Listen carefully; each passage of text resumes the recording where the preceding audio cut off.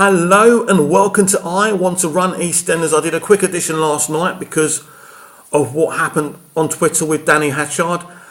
I just want to clarify something. I am not someone who likes to upset people, put people down. The comments I made about Danny Hatchard's acting, I shouldn't have said that, and I do apologise to him. But what I would say is that the facts are these. That EastEnders, on the most part these days, cast people for their looks rather than their acting ability. Now, Danny Hatchard and Sam Strike probably wouldn't even be cast in Hollyoaks. Hollyoaks' concept has always been to cast good-looking people. And that's what the show's all about. But I can promise you 9 out of 10 of those people can actually act as well as having the looks. Now, if I was an actor or someone cast on a show for my looks, for my alleged good looks, I would keep my head down and get on with it. Not respond to someone's comments by saying, pipe down son, no one wants to know the opinion of a writer nobody's heard of. Now, no one's heard of me, no. But I've been watching EastEnders for years. I'm the customer. And all you are the customers. And what his response to me said is this, and this is a really kind of thing that's happening a lot with people who work on EastEnders. Earlier this year we had Sir Alan Sugar, Lord Sugar, commenting about the Carters in EastEnders, and Danny Dyer responding to him, again with the similar metaphor, pipe down son. People who cannot take criticism and then coming back with something a lot stronger. Now, Lord Sugar's tweet wasn't offensive, it wasn't a personal attack. It was his opinion of the show and the characters. Now, I'm not the only one who's fighting for the future of EastEnders. It's the worst kept secret. A lot of people in the industry are not happy with EastEnders, with the quality of EastEnders. It is the weakest soap on television. Something has to be done, and eventually the BBC will do something. Now, they've gone down this skin deep route. It's not working for them. There's been false claims that the Carters have saved EastEnders. Danny Dyer came out and said that. The ratings have gone up thanks to the Carters. No. If ratings have gone up, it's a slight adjustment and a slight improvement on last year. But EastEnders is certainly not at a good quality. The story concepts, the writings, plot holes after plot holes. Characters without souls that you can't really embrace or follow or fall in love with. Now, I spoke a little bit last night, and last week or a week ago, I talked about if I was running EastEnders with my fan fiction, I would cast Ricky Gervais. I would cast who was the other? Simon Pegg. That's right, Ricky Gervais and Simon Pegg as a kind of a comedy duo in my version of EastEnders. I'd also cast Philip Glenister, the Philip Glenister, who amazingly portrayed Gene Hunt in Life of Mars and Ashes to Ashes, and Hugh Laurie. And again, you're going to say to me, you couldn't get these people, and soaps don't have big stars in them. Well, I wouldn't be casting them because they were big stars. I would be casting them because they're talented actors.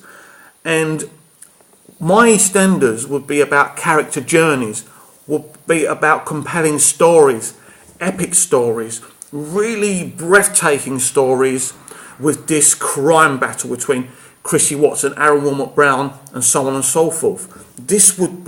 Walford would become a Gotham City in my EastEnders. Corrupt police, people that would have to pay protection money. And as I said last night as well, part of all this would be the ordinary people of Walford starting a rebellion to fight these crime gangs. And there will be a lot of elements to this. Now, I believe in my idea. Of course I would believe in my idea. It's my idea. But I believe taking EastEnders down this epic route would solidify it, would gain it respect, would have quality actors and actresses wanting to be on the show. This is the direction EastEnders should be going on. So I repeat, I do apologise for the lad in question. I shouldn't have put down him as an actor like that, but his response wasn't very nice either.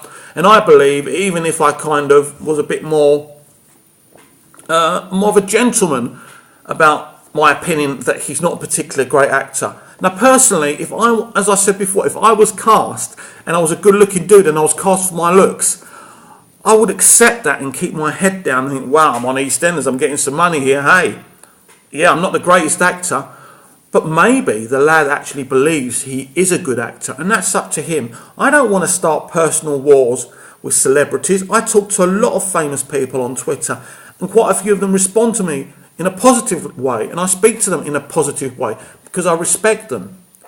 But when you get a response like that from someone, you have to consider what kind of era we're in now. And also, when you look at the BBC, what are they saying to these people here? Maybe you shouldn't have responded like that. But it's happened now. It did hurt my feelings. I thought it was, as I say, because I think I mentioned it last night as well. I speak to Kim Marsh quite a lot, and now and again she responds to me really favourably. She's great that she responds, and I think, as I will admit, sometimes I do things and say things without thinking, and then I shouldn't have done that. But the truth of the matter is, I do not believe that the lad is a good actor, and I kind of aired those views. And EastEnders has cast a lot of people like this now. And this is my passion for saving this show. I believe it needs saving. I believe it needs major surgery, and it's needed major surgery for a decade now, because I believe what Tony Holland and Julia Smith created is being disrespected. They created EastEnders. They shined a light on a really brutal world in EastEnders. They reflected what the world was in the 80s, and it was brutal, and we saw that brutality in so many different ways in their EastEnders, in the original EastEnders. We need to get back to that. Now, the BBC is shying away from this. They might tell you the modern world isn't like that, but EastEnders isn't representing the modern world. Phil Mitchell gets shot, and within a fortnight everything's fine and dandy. 2 or 3 weeks he's fine. He's been shot twice now. People used to laugh at Dallas doing this with JR. Where has EastEnders gone? The Who Killed Lucy thing, in the conception it sounded really exciting, but been really poorly handled, not really done much with it as far as I'm concerned. And again, I will state, why would so many people have it in for Lucy Bill? Why would they want to kill her? It lacks anything that you can believe in. Now, I may never see EastEnders improve.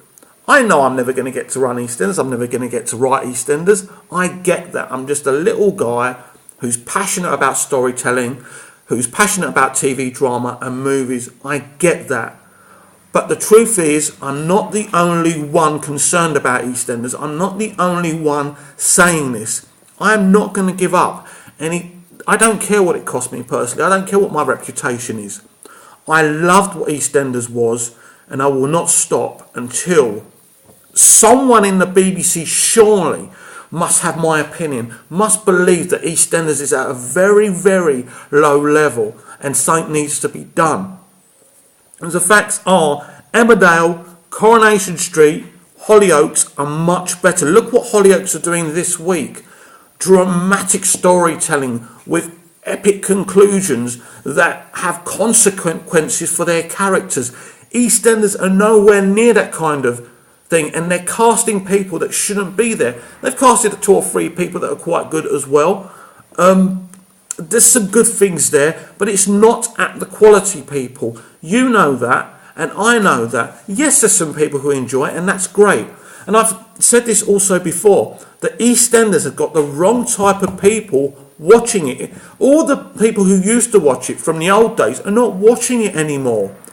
So, and that's the problem. You haven't got people demanding better. My 10 minutes is nearly up. I know you're glad about that. We'll speak again. If you want to say anything, meet us on Facebook, Movies TV Mad on Twitter. See you later. Bye-bye.